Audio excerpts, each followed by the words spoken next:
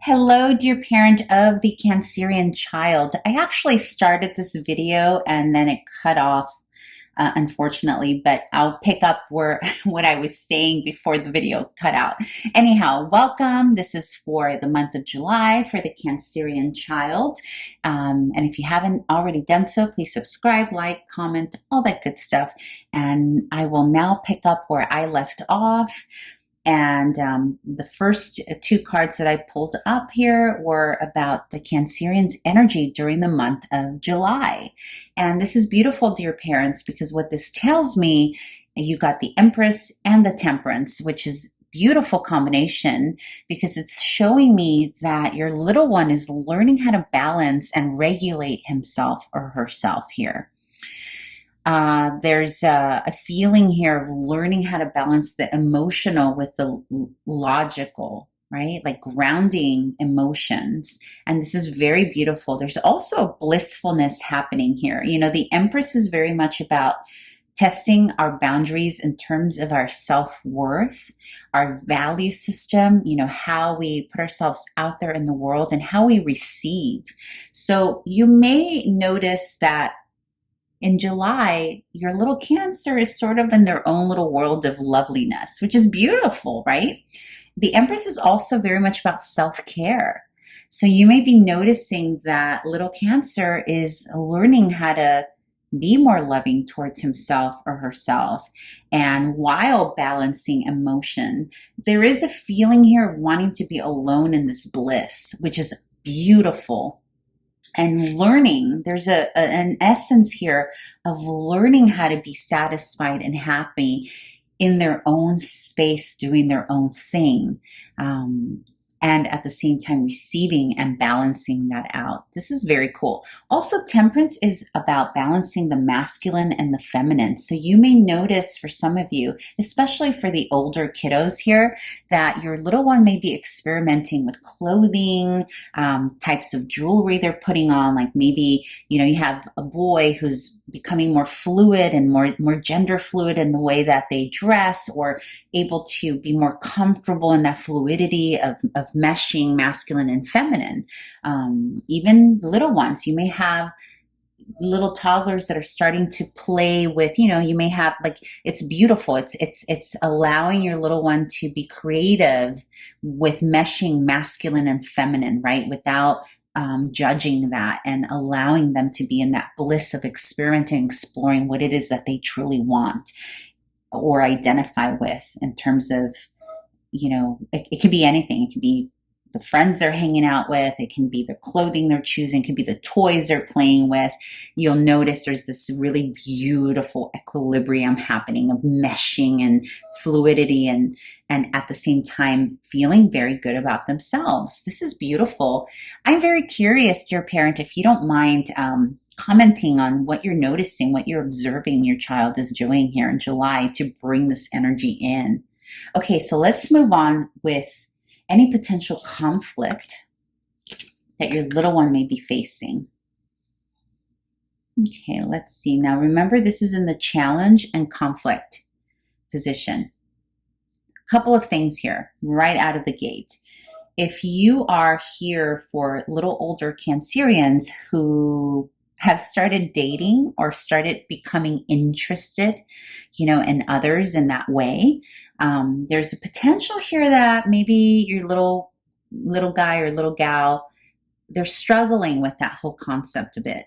And it has to do with how to communicate about it and how to talk about it and how to talk to the other person. There's this feeling of, you know, she's holding the little Ace of Swords with, well, this is a cool tool, but how do I use it, right?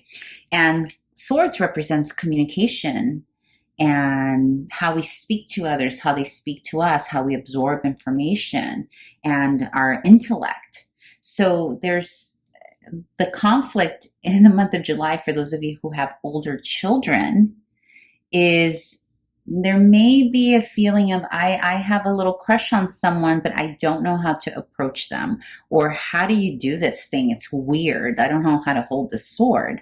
For others of you with younger children who are not at the stage yet, This could potentially be a conflict with the parents in the household or the authority figures in a household. Now, remember, this is not gender specific, so it can be two males in the household, two females, male, female, whatever. Apply it to your household as it resonates. And the little itty bitty ones may be having conflict in terms of communicating with the adults in his or her life, or trying to figure out this energy that they're blissfully exploring about themselves has got them experimenting with how they also communicate. And potentially this could be causing a problem with the adults in the household, i.e. you, the parents, or maybe the grandparents, or even authority figures like teachers or whatnot. But more predominantly, this card comes up when it has to do with the parents in the household, because remember, we're reading from the child perspective. So these cards hit differently for a child versus if we were doing a reading for an adult. I always repeat that. I know I sound like a broken record, but it's true. So keep in mind here that if you're noticing shifts or changes happening in the life of your Cancerian, that your Cancerian very much needs you to acknowledge that, support it, and communicate about it. Because there's a sense here that little one is maybe left out on their own to figure out the change or how to talk about what's shifting in his or her life. So there's a need here. You see how his little back is facing the parenthood here, or the couple. That tells me that it's probably self-imposed. Like it's probably little one trying to figure it out on their own, hold the sword on their own without the support. But the reality is that they need the support. There's something here that they don't know how to articulate they need, because they don't know they need, because they don't have the language yet to ask for what they need. Gosh, that was a tongue twister. I hope that made sense. Anyhow, let's see what the advice is on how you can remedy this for them or help them along the way. Okay, so a couple of things for the first group of you. The first group of you that I mentioned, who have the older kiddos trying to figure out how to communicate to a crush or how to express their feelings about this little crush. There's Ace of Cups is about new love and presenting new love, and the King of Pentacles is usually the teacher of something tangible.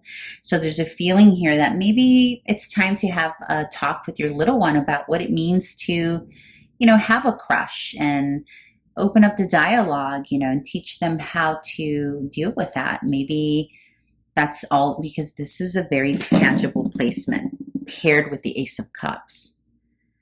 So this is very much about, see, like you have like the grown-up here teaching the little guy, okay, well, honey, it's okay. First love is like this, yada, yada, yada. When I met your mom, or when I met your dad, or when I met whatever, this is how I approached it. Or however, it's going to play out differently for all of you.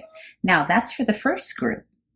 For the second group, who is maybe your little one needs more responsiveness in terms of the changes that they're going through, or talking about these changes. Again, it's the same energy of opening up, because the Ace of Cups is also about opening up new opportunities for new heart chakra flow.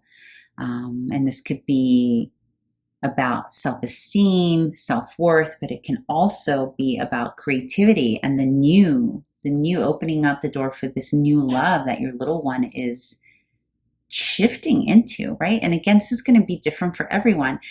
But the point here is that you as the parent have the power to walk them through this shift by showing them love and mirroring whatever blissfulness they're needing here. Mirroring, allowing them to experience it not just through themselves, but also through you. Like how can you express that you feel and take care of yourself like the Empress in the way that they're starting to do.